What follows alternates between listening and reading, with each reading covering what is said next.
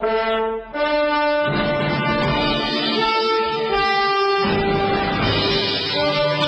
back to Shattering Myths. We're going to proceed with our sports in the news segment. Scott is running the show for another host on this network today. So it'll just be Aaron and myself. I'd like to begin by reprising a situation we talked about last week, Donald Sterling. What we know is that his accuser, the woman that brought the tape to TMZ, that she is being sued by Mrs. Sterling for $1.8 million for trading sex with the old codger for gifts. That would make her a prostitute. And we know that she illegally recorded that conversation. You cannot record any conversation unless you tell somebody you're doing so and you get their approval. Now it appears that she was engaged in blackmail, which is a federal crime, and that Sterling says, I just should have paid her off. What do you think about that, Aaron?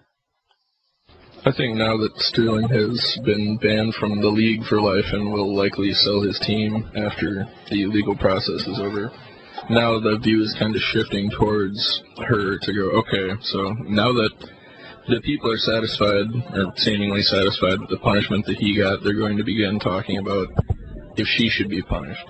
And I think a lot of people are probably going to say, oh, well, it shouldn't be punishable because, you know, she brought up this terrible man. She's a whistleblower? Yes. Yeah, by the way, you know, what the reality is that while Sterling is a creep, and while his words are despicable, Sterling's actions have been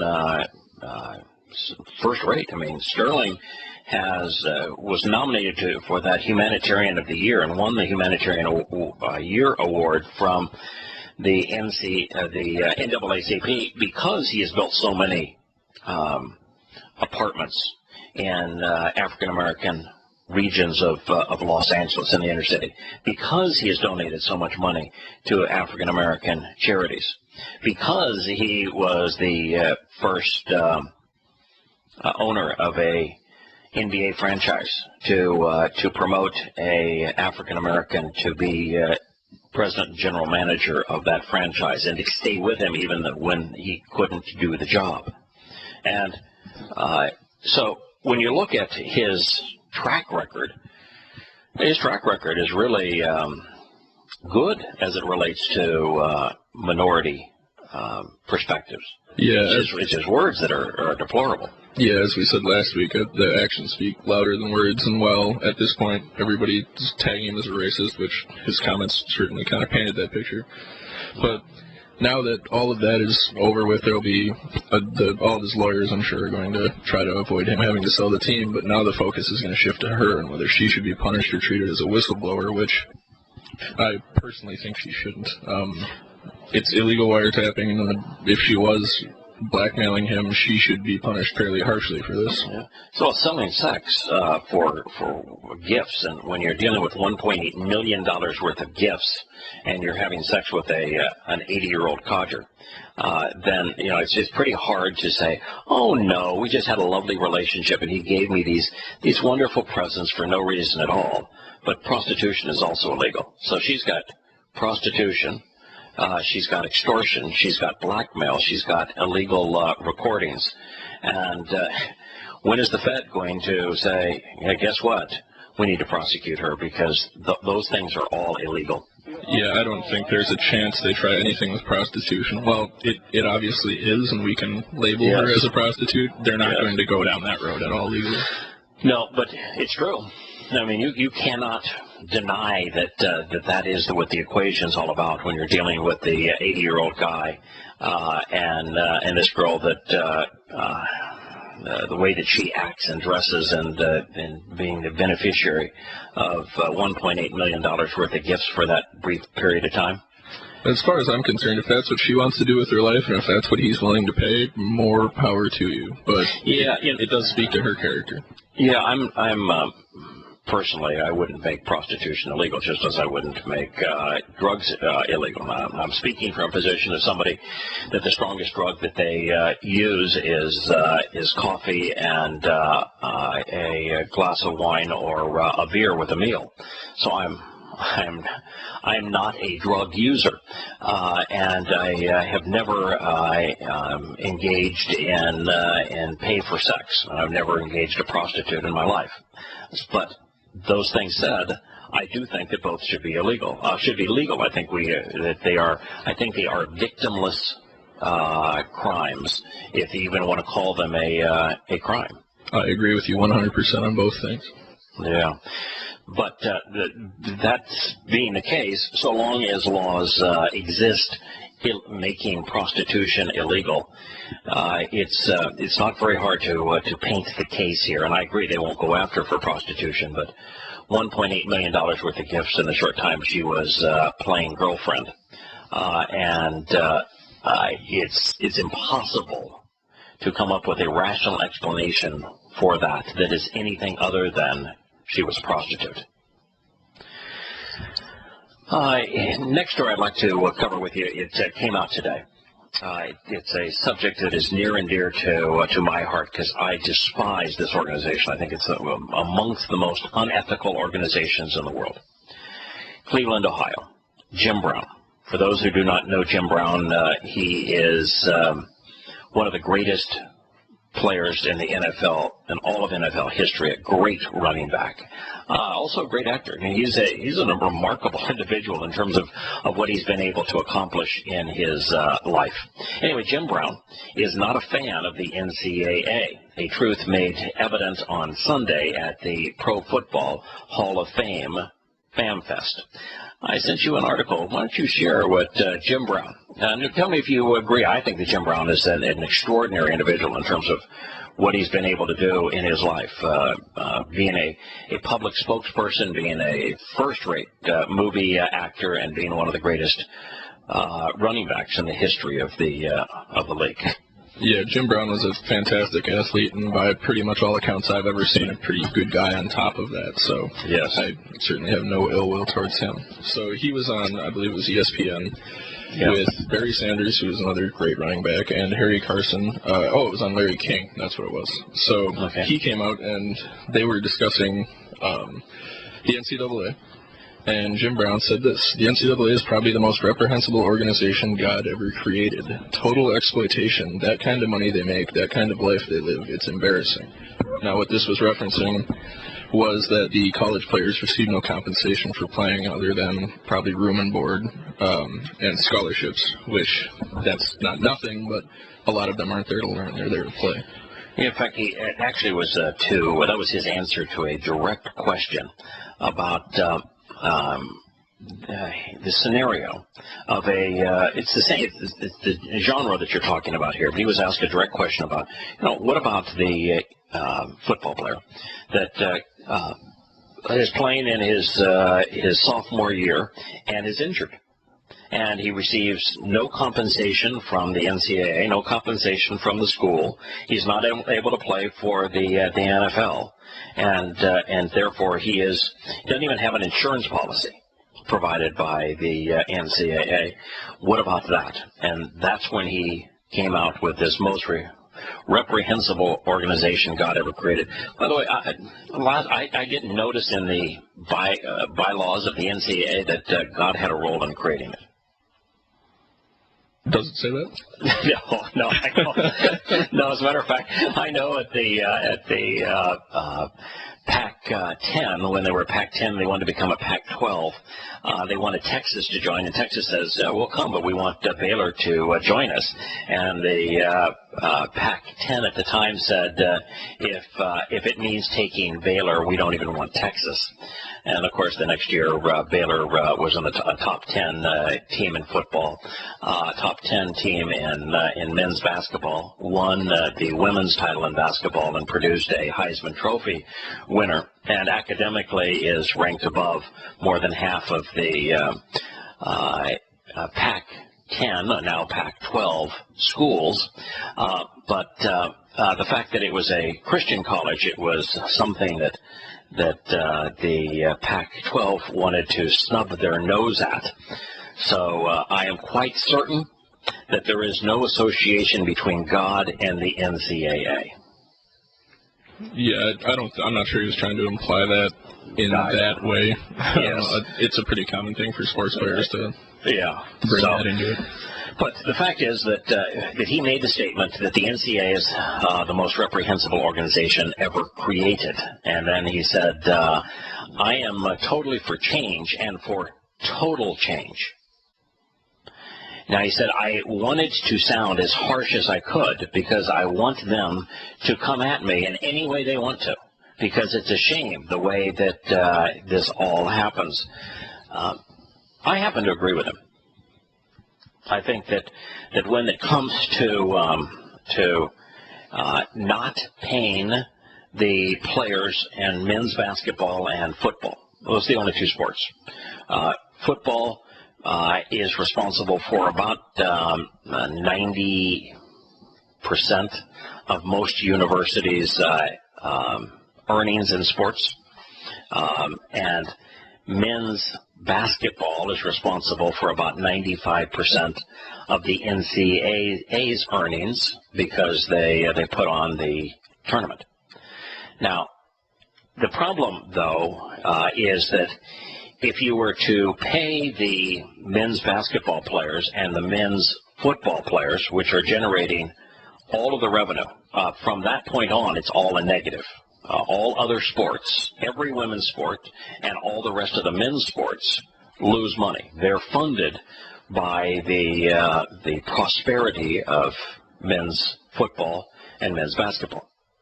So, do you pay those that actually generate money for the university and not pay the athletes on teams that don't generate money for the university? And then what do you do with Title IX? I would say that's exactly what you do. You pay the sports that generate money for your university, and you don't pay the ones that don't. Okay, the U.S. government won't allow that because it's not into fairness. It imposed Title IX, which says that, if you've got a men's football team, and if you've got 150 boys on scholarship for that team, then you must have 150 women's scholarship recipients, even if they're costing the university a fortune by playing broom hockey. So now how do you deal with that? The government's imposed Title IX. The universities can't opt out of it. You would have to get rid of Title IX. There you go. All right, so if you get rid of Title IX, which I think would be a great service to America, because it has had a catastrophic effect on what's happening in education at universities in America, and it's grotesquely unfair.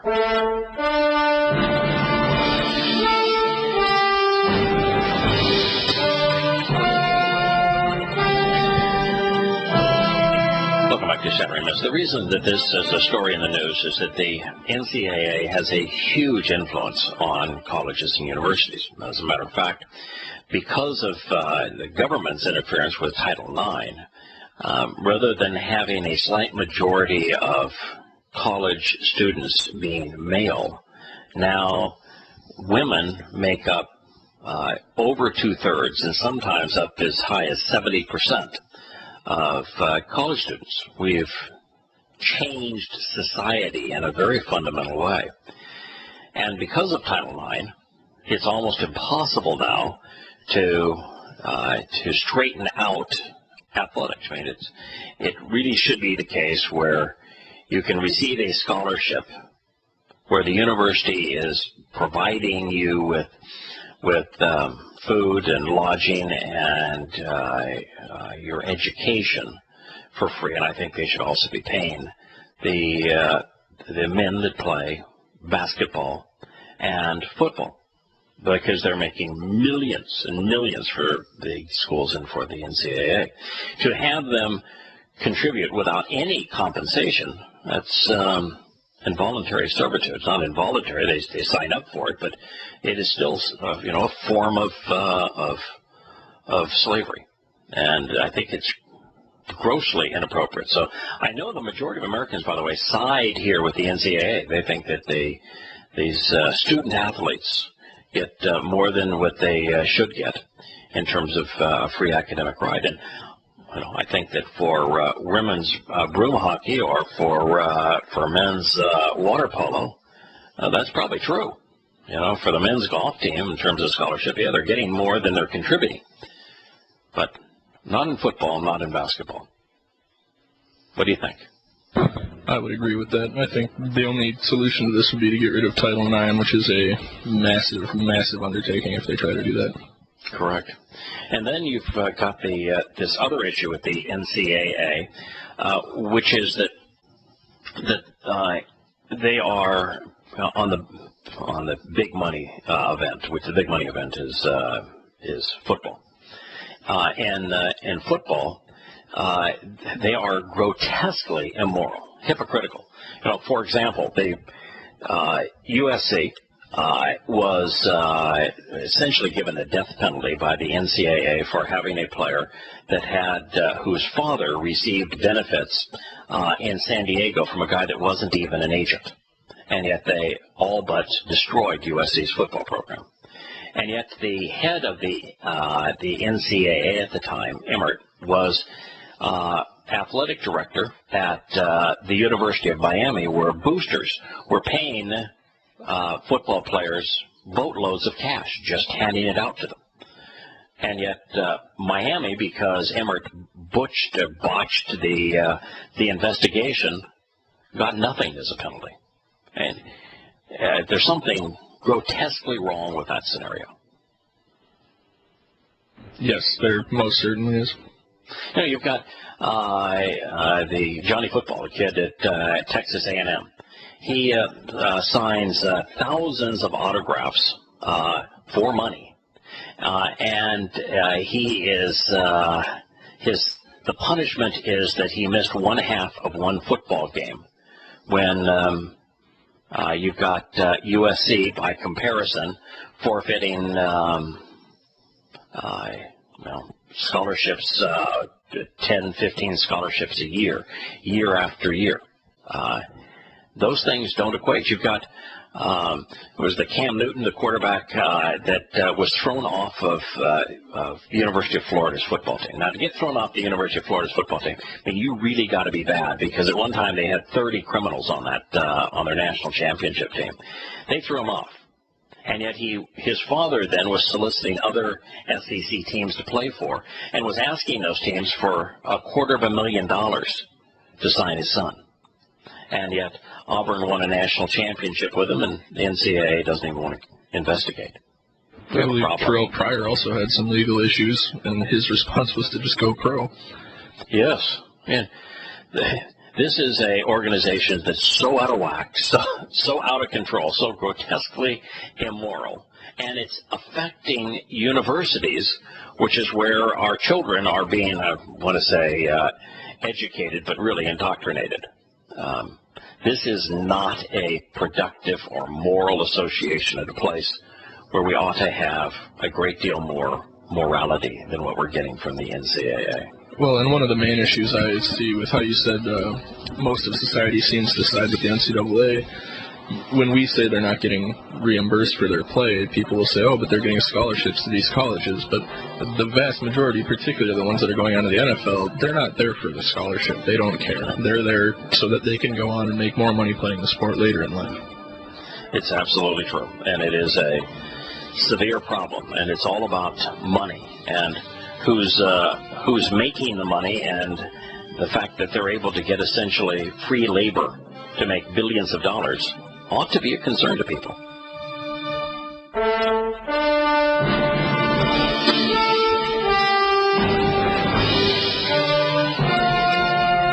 Sports in the News Hour.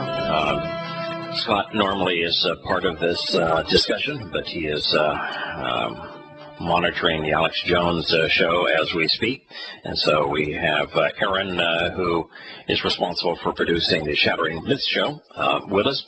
Our next subject is going to be the subject that just dominated the sports headlines and has kind of quietly gone into oblivion. But it's the disagreement between Jonathan Martin and Richie Incognito. For just a bit of introduction, both players were on the were linemen for the Miami Dolphins, and they're said to be best friends. But then they began to exchange texts. I think some 1,000 of them have been subsequently published. It became a big scandal with Jonathan Martin claiming that he was harassed and bullied by Richie Incognito and others of the Miami Dolphin. You want to kind of share a little more background of the story with us, with our listeners, Aaron? Yeah, so this was back in October, November, around that time. And what happened was Jonathan Martin and Richie Incognito, like you said, were known to be very good friends. They spent a lot of time outside of the practice and games together. And one day, Jonathan Martin stopped showing up for work, and they called him and he said, "Oh, I've been being bullied by the whole team," and singled out Richie Incognito as the main bully.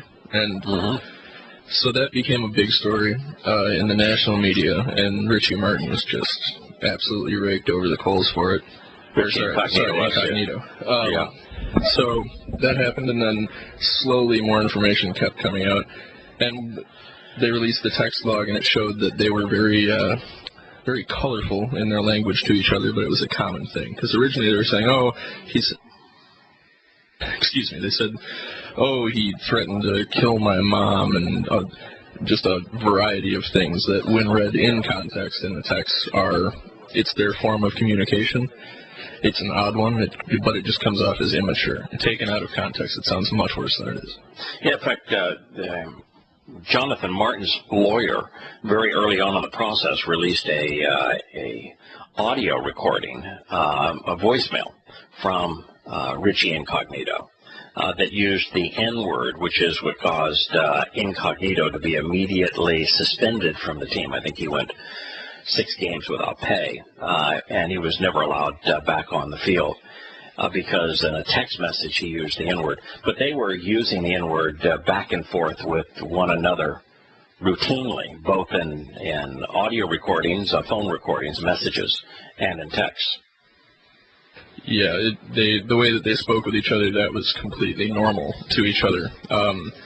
A lot of it was taken out of context. I remember another headline was that, "Oh, he said he's going to kill his family." Well, that sounds pretty serious until you realize that he said that in the form of a picture message known as a meme, with a picture of some silly dog, and then the text above and below the image. I mean, it was a bit ridiculous that they took that out of context. Oh, of course. He was never threatening to kill his family or rape his sister or any of that sort of thing. They were sending cartoon illustrations and the comments, like, "Well, I'm going to huff and puff and blow your house down if you don't show up at the meeting tonight. Well, if you do that, then I'll do this disgusting thing to your mother." And they were immature, overpaid child men acting worse than most children. Yeah, and that was the nature of their relationship. They would go and they would hang out and go to bars and strip clubs and say stuff like that to each other. It's immature, but when when that's the lifestyle that they're used to, that's between them. So for Jonathan Martin to then come out and say, "Okay, now I have a problem with it," and he just stopped showing up to work and not even text Incognito back or anything, he was surprised. Now, I'm going to risk exposing the fact that I'm old and that I'm out of touch with today's culture by what I'm going to say. But and feel free to hammer me on this, Aaron, if you disagree. I don't think the problem is the culture of the NFL and the fact that you've got overly paid boys with way too much testosterone going at it and being foul-mouthed with one another, talking inappropriately to one another. I think we have a very significant problem in young people today in our society, particularly with these forms of social communication, whether it is Facebook or it is texting one another or it is tweets or my youngest son. He's a grad student and a teacher at a university. And he says there's a new anonymous forum that is centered on geographic areas where people can communicate anonymously. And he says he heard about it the other day and he decided he would read it in his community. He said most of the communications are as raunchy as what these two were communicating. It's all about sex and drunkenness and drugs and body parts, and says, this is a Christian college, and yet it is the conversations are absolutely reprehensible. I am familiar with I believe it's an app that you were speaking of. I do not know the name of it, but it's only a month or two old, because I remember immediately it came out, and somebody, I think it was a bomb threat or something of that nature, which then the police went, okay, let's go, and they trace back to who did it. Because it is anonymous, but if you put any effort into it, it's not terribly anonymous. I would agree with you mostly. I'm not sure it's the social media aspect. I think it's just the internet. If you give people a forum where they can say whatever they want, particularly younger people, the first thing they're going to say is the most ridiculous thing they can think of for more of an attention-grabbing thing. Again, I would agree with you, but it's not. They have no intention of doing any of this stuff, but they have an anonymous forum. I'm going to say whatever I want, even if I don't believe it, even if I don't agree with it, even if I'm not going to do it. And that is definitely a culture thing. Even if I'm not completely drunk, which is the reason I'm saying that I'm not getting up and going to school this morning, is I was too drunk last night to do this.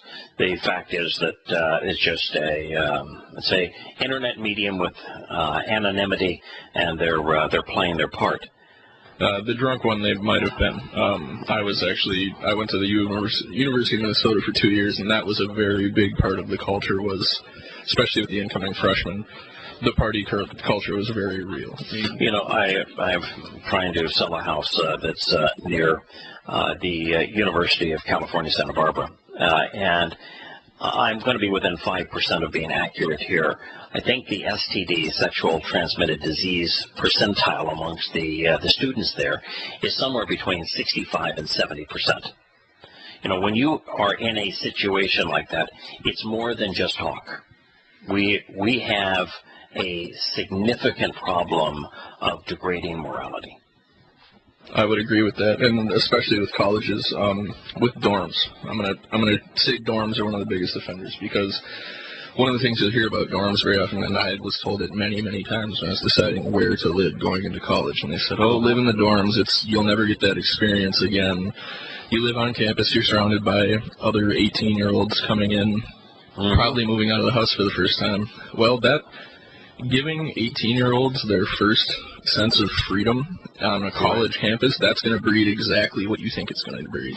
Particularly with sex, drugs, and alcohol. Exactly. And also violence. I mean, it is a mix of all of those things. They're destructive violently, destroying both property and harming one another. They're way overly alcoholed. There's way too many drugs, and there's much too much sex to be in an environment where you have respect for one another. I mean, God doesn't say a lot about non-marital sex, so it's not one of my hot buttons. But there is a point where where young people are having sex in lieu of actually engaging in a relationship.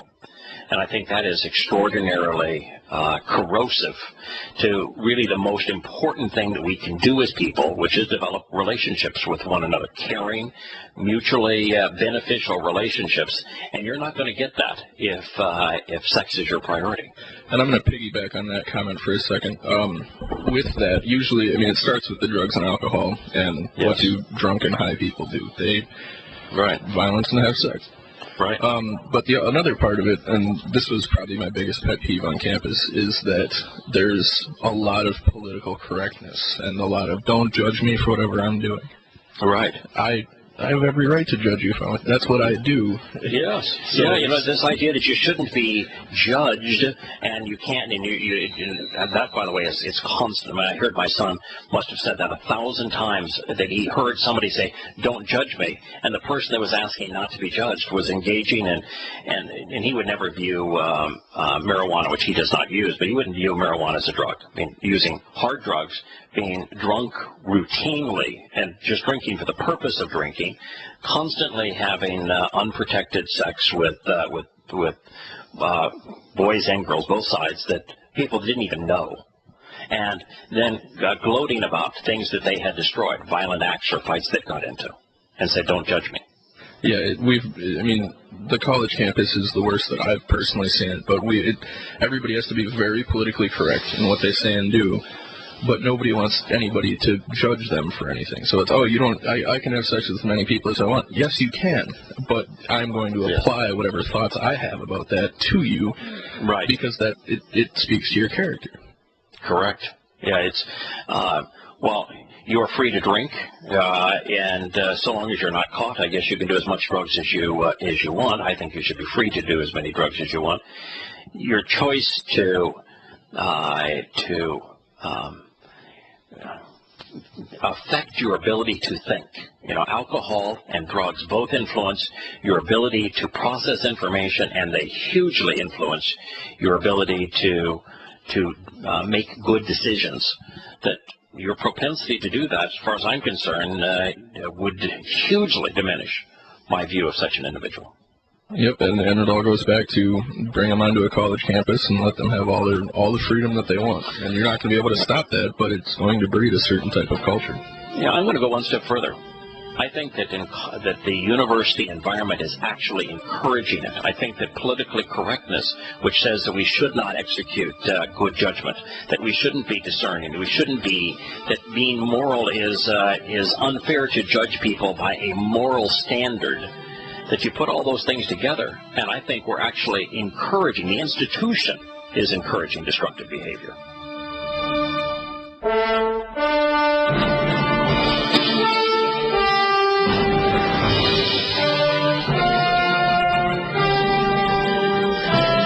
Welcome back to Shattering Myths. It may sound like we chased a rabbit here and went from Jonathan Martin and Richie Incognito in a alleged bullying incident to what's happening on college campuses and young people and social media. But there's really a direct tie between them, which is that this is the behavior that Jonathan Martin and Richie Incognito at their respective universities were engaged in. This was not only permissible, but encouraged at these universities, and they simply continued to behave as they were behaving as special students on their as part of their college football teams, and all of the entitlements that they receive as part of those programs. And so it's a natural extension of prior behavior.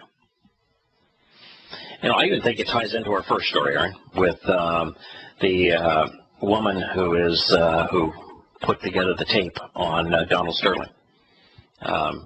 You look at the way people are responding. Here's a woman that extorted money from this guy by probably a prostitute based upon their sex for gifts, who illegally wiretapped him and then I blackmailed him with the tape, and no one is accusing her of anything. Yeah, and I'm hoping that they will start to, and it seems like that may be the case going forward. But up to this point, nobody has put any wrongdoing on her. It's all been on him. Yeah, what do you think the chances are of these young people who are engaged in getting drunk on a regular basis, drinking for the purpose of getting drunk, using drugs for the purpose of withdrawing from reality, are using sex, engaged in sex with people they do not even know on a regular basis, and that are destroying property, acting violently as part of all of that. What do you think the chances are that they get out of the university experience unscathed, and that they all live wonderfully productive lives, contribute to some business, and stay married for long enough to raise their children, that they leave all of this behind them and they're unscathed by it? I will say that actually a higher number of the people that I came into contact with seem to have done that, but it's a lower number than it would have been had the culture been different in college. So the college culture is having a negative impact on society. Now, I saw that, which is why I'm not in business anymore. I saw that over the course of the 30 years that I was in business, each decade, the caliber of individual that I could hire, the character of individual deteriorated to the point where I went from 90% of the people that I was able to employ being morally responsible to 80 to 90% more being morally irresponsible. Changed over 30 years as a direct result of what they were exposed to in universities. So I think there is a significant spillover. What do you think? I would say that that's most likely true, that the college experience is much different than what it probably was 30 years ago. The college experience now, from what most people think going in, is, okay, I'm going to meet all these new people, and we're going to party all the time for 4 years. And then by the end of it, then they've been partying for 4 years, and they may stop and they may not stop, and it definitely changes people. Yeah, when I was in school, and I went to a school that we did our share of partying. I was in a fraternity, and that was a significant aspect of my college experience. But we studied together. We played sports together. We developed really very close personal relationships with one another, acted as a large family, as brothers. I left that environment much closer, feeling a bond with people, and frankly, I probably learned more about how to conduct oneself in life, to work with people in the fraternity, than I did in my classes in the university. And I just think of how different my experience was before political correctness came to dominate our universities than what young people are experiencing today. Yeah, what the political correctness has led to is the judgment-free culture. I can do whatever I want, and you can't tell me that I'm wrong. You combine that with the fact that these are all 18-year-olds that have just moved out of the house, and they're going to be doing whatever they want, which probably isn't the greatest thing for them in the long run. Brilliant statement. Judgment-free culture. When we stop exercising good judgment, we cease to be moral. We cease to be civil. We are incapable of being just. Everything begins to disintegrate when we are in a judgment-free culture. We can't even differentiate between right and wrong, good and bad.